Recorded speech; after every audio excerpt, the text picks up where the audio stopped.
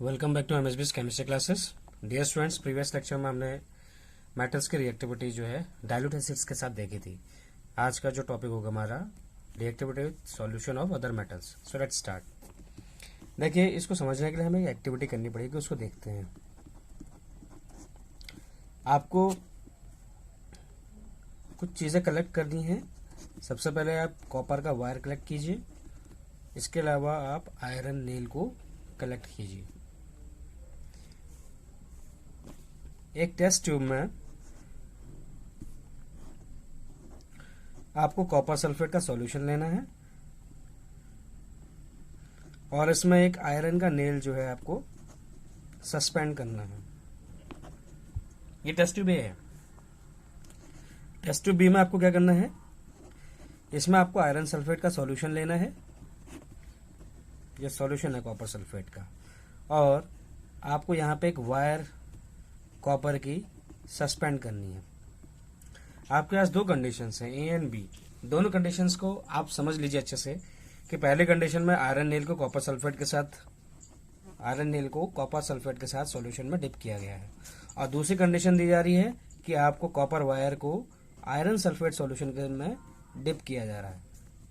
तो ऐसी कंडीशन में आपको बताना है कि इनमें रिएक्शन कैसे होगी, रिएक्शन होगी या नहीं।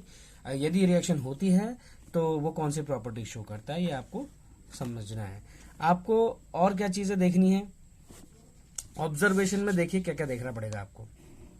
ऑब्जर्वेशन में आपको देखना पड़ेगा कि कौन सी टेस्ट ट्यूब में, इन दोनों टेस्ट ट्यूब में से जो कौन सी टेस्ट ट्यूब ऐसी है in which test tube reaction occurs, कौन सी टेस्ट ट्यूब में रिएक्शन हो रहा है। पहला आपको यही ऑब्जर्व करना है। दूसरा आपको ऑब्जर्व करना है कि अगर रिएक्शन हो रही है तो क्यों हो रही है, नहीं हो रही है तो क्यों नहीं हो रही है। इट मीन्स रीजन, उसका रीजन चाहिए कि वो रिएक्शन क्यों नहीं हो रही है या हो रही है। और तीसरा आपको जो करना है मेन चीज, इस एक्टिविटी के द्वारा आपको एक बैलेंस्ड केमिकल रिएक्शन लिखनी है लास्ट में। ओके, तो बैलेंस केमिकल रिएक्शन लिखने के लिए आपको पहले सभी सिंबल्स के बारे में पता होना चाहिए, और आपको ये पता होना चाहिए कॉन्सेप्ट कि कौन सा एलिमेंट कितना रिएक्टिव होता है। तो इसको समझने के लिए हमें कॉन्सेप्ट पढ़ेंगे, रिएक्टिविटी का कॉन्सेप्ट पढ़ेंगे। ओके, तो देखिए होता क्या है। एक्चुअली मैक्सिमम जो आपके मेटल्स पाए जाते हैं उनमें से कुछ मेटल्स जो होते हैं वो मोर रिएक्टिव होते हैं, कुछ मेटल्स होते हैं जो मॉडरेट रिएक्टिविटी शो करते हैं, जिसको हम मॉडरेटली रिएक्टिव कह सकते हैं, और कुछ मेटल्स ऐसे होते हैं जो लीस्ट रिएक्टिव होते हैं। इन तीनों की कैटेगरीज में जो मेटल मोर रिएक्टिव होगा वो लेस रिएक्टिव मेटल को आसानी से डिस्प्लेस कर देगा उसके सॉल्यूशन से। ओके, तो ऐसी कंडीशन में क्या होगा, ऐसी कंडीशन में आपको समझ में आएगा कि किस तरीके से रिएक्शन अकर हो रही है। चलिए अब देखते हैं। आई होप आपको क्लियर दिख रहा होगा। More reactive metals displaces less reactive metal from its solution। उसी के सॉल्यूशन में से more reactive metal less reactive metal को क्या कर देगा, डिस्प्लेस कर देगा। तो इसको एक एक्टिविटी के थ्रू हमने समझने की कोशिश की, और एक्टिविटी में आपको पता है आयरन और कॉपर सल्फेट की रिएक्शन की जा रही है, और दूसरी जो एक्टिविटी है आपकी उसमें कॉपर और आयरन सल्फेट की रिएक्शन की जा रही है। तो इसमें आपको समझना होगा कि किस तरीके से रिएक्शन कैरी आउट हो रहा है। ओके, तो एक्टिविटी के द्वारा हमें समझ में क्या आया, जब हमने इतनी सारी एक्टिविटीज की हैं, बहुत सारी एक्टिविटीज पीछे करते हुए आए हैं, तो उन एक्टिविटीज के जरिए हमें क्या पता चला कि सभी के सभी जो मेटल्स होते हैं उनकी जो रिएक्टिविटी होती है वो डिफरेंट होती है, सबकी एक जैसी नहीं होती। इसका मतलब ऑल मेटल्स की जो रिएक्टिविटी होती है वो सभी की कैसी होती है, डिफरेंट होती है, इक्वल किसी की नहीं होती। दूसरा हमें क्या समझ में आया कि जो रिएक्टिविटी होती है मेटल्स की, वो तीन चीजों के लिए तो बहुत अच्छे से दिखा रहा था। कौन कौन सा आप जानते हैं, रिएक्टिविटी ऑफ मेटल्स किसके साथ हुई थी हमारी, ऑक्सीजन, इसके अलावा वाटर और डाइल्यूट एसिड्स के साथ ये आसानी से क्या करते हैं, रिएक्ट करते हैं। इसके अलावा हमने ये भी देखा था कि इन तीनों रिएजेंट के साथ जरूरी नहीं है सभी मेटल्स रिएक्ट करें। तो हम ये भी कह सकते हैं कि जो आपका मेटल्स होते हैं वो जरूरी नहीं है इन रिएजेंट्स के साथ भी रिएक्शन करें। ओके, इसके अलावा हम ये कह सकते हैं जहां भी आपका डिस्प्लेसमेंट रिएक्शन होगी, डिस्प्लेसमेंट रिएक्शन का मतलब आप समझते हैं, फर्स्ट चैप्टर में आप पढ़ते हुए आए हैं, इसका एक एग्जांपल दे देते हैं। डिस्प्लेसमेंट रिएक्शन का मतलब हो गया, यदि आपके पास एक सॉल्यूशन है ए, इसको हम एक रिएक्शन के थ्रू समझने की कोशिश करेंगे। ओके, आपके पास कोई एक मेटल ए है और उसको आपने किसी दूसरे बी के सॉल्ट सॉल्यूशन ऑफ बी के साथ रिएक्शन करवा दिया, तो इसमें क्या होगा आप जानते हैं, सॉल्ट सॉल्यूशन किसका बन जाएगा, सॉल्ट सॉल्यूशन बन जाएगा ए का, और आपका मेटल बी बाहर निकल के आ जाएगा। यह आपकी एक बेस रिएक्शन है जिसमें आपको बताया गया है कि किस तरह से ए मेटल जो है बी मेटल के सॉल्यूशन से बी को रिप्लेस करने के बाद ए खुद इसमें जुड़ जाता है और मेटल बी को वो सेपरेट कर देता है।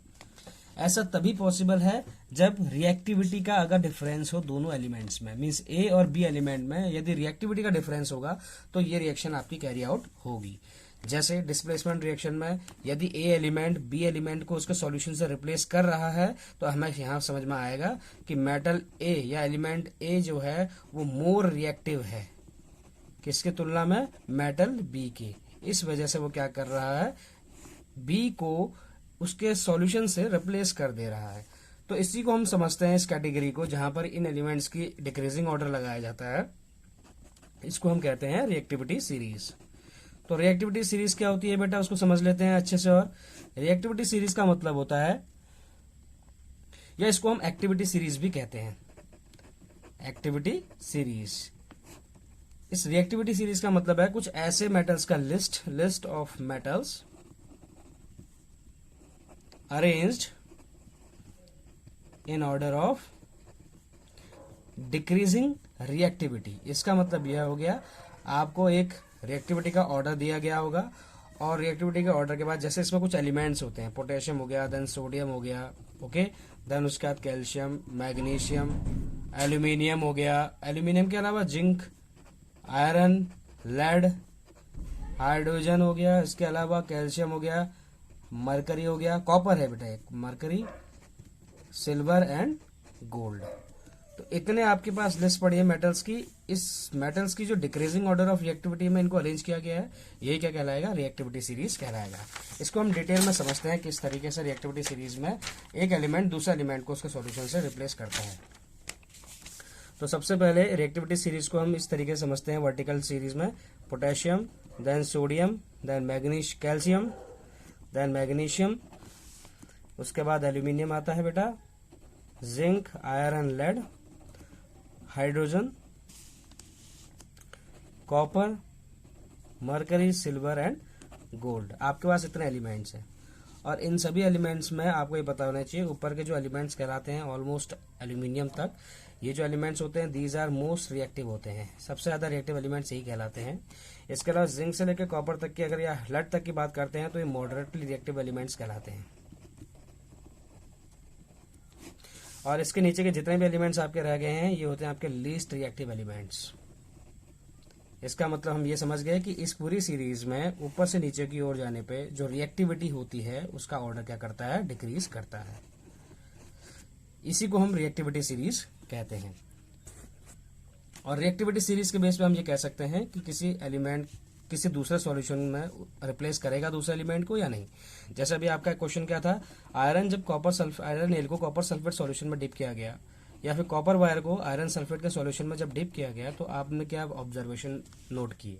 आप जानते हैं आयरन जो है एक मेटल ए है, कॉपर सल्फेट एक सॉल्ट सॉल्यूशन ऑफ बी है। इसमें कॉपर एलिमेंट है, क्या आयरन कॉपर को रिप्लेस कर पाएगा और अपनी जगह FeSO4 ले लेगा और कॉपर बाहर निकाल लेगा? क्या ये पॉसिबल है? ये तभी पॉसिबल है जब आयरन कॉपर से ज्यादा रिएक्टिव होगा। और जैसे ही हम रिएक्टिविटी सीरीज में आयरन और कॉपर का कोरिलेशन देखते हैं तो आयरन कॉपर के से ऊपर पाया जाता है। इसका मतलब आयरन जो है वो ज्यादा रिएक्टिव है कॉपर की कंपैरेटिवली। एक्चुअली ये जो रिएक्टिविटी का ऑर्डर है इसको इलेक्ट्रोड पोटेंशियल के वैल्यू के आधार पर भी अरेंज किया गया है, रिडक्शन पोटेंशियल वैल्यूज के आधार पर।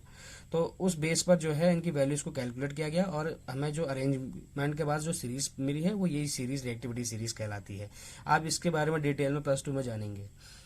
तो यहाँ पे हमने ये देखा कि आयरन जो है कॉपर से ज़्यादा रिएक्टिव होने की वजह से आयरन उस कॉपर सल्फेट में से कॉपर को रिप्लेस करके अपनी प्लेस ले लेगा और कॉपर को अलग से सेपरेट आउट कर देगा। इसी तरीके से कॉपर और आयरन सल्फेट की रिएक्शन में कॉपर आयरन को रिप्लेस कर पाएगा, हाँ या ना? आप देखेंगे कॉपर जो है लेस रिएक्टिव है आयरन से, तो कॉपर जो है आयरन को रिप्लेस नहीं कर पाएगा, इसलिए यहाँ पे कोई भी रिएक्शन नहीं होगी। So no reaction will takes place.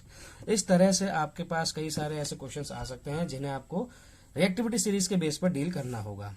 आज का टॉपिक यही एंड करते हैं। आई होप कि आपका टॉपिक आपको समझ में आया होगा। यदि आपकी कोई क्वारीज हो तो आप जरूर कमेंट सेक्शन में पूछिए। Till then keep doing work hard.